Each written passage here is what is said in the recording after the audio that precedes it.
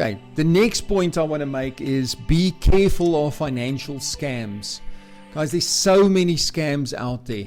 Business opportunity scams, investment opportunity scams. Educate yourself. Understand the difference between a pyramid scheme, a Ponzi scheme, and a legitimate network marketing operation.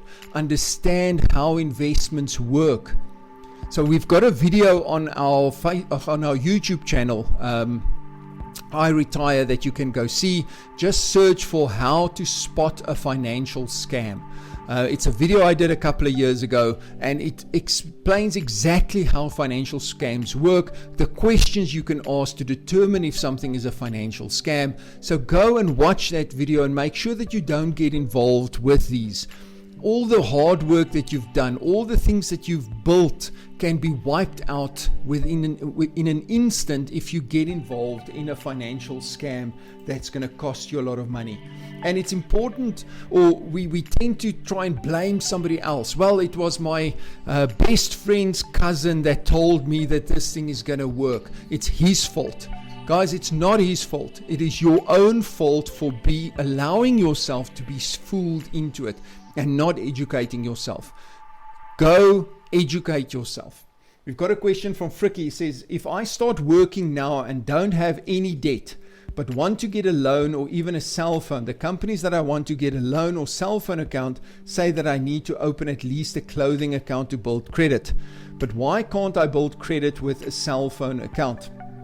Yeah, Fricky, it's one of those. It's like what we've explained to the interns as well. You can't get a job if you don't have experience, and you can't get experience if you don't have a job. So you can't get credit if you don't have a credit account, and you can't build a credit record without any credit. So why they say open a clothing account is because the qualification to get a clothing account is so much lower. They just give it to anybody.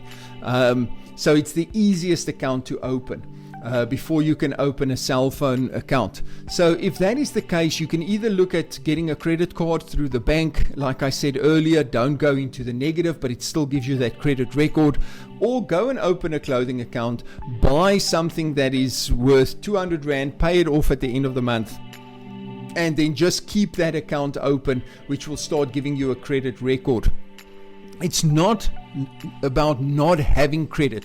It's about what you do with the credit once you have it, because that is the problem. People they open a credit card or clothing account with Edgar's, and Edgar's gives them credit of 5,000 Rand. So what they do is, well, I need a clothing account, I need a credit to build my credit record. So they go and they immediately buy 5,000 Rands worth of clothing. And now suddenly they sit with that expense that they have to pay. Now it becomes an interest-bearing credit account, etc., etc. So it's about strategizing. You can use, and there's certain rules that we're going to play within. It's like rugby. When you play rugby, there's certain rules. You can kick against the rules. You can moan that the rules aren't working. You can say it's not fair. Doesn't matter. That is the rules. So play within the rules, but then use those rules to your own benefit. And the best way to do that is by understanding how the rules work. So it's all about educating yourself again. So if they say, well, you need a clothing account to open to get a mobile phone, get a clothing account. But understand why you are getting it. You're not getting it to buy that new pair of red shoes. You are buying it for the purpose of creating a credit record. So use it, get your credit record, and then get rid of it. Okay, I hope that answers your question.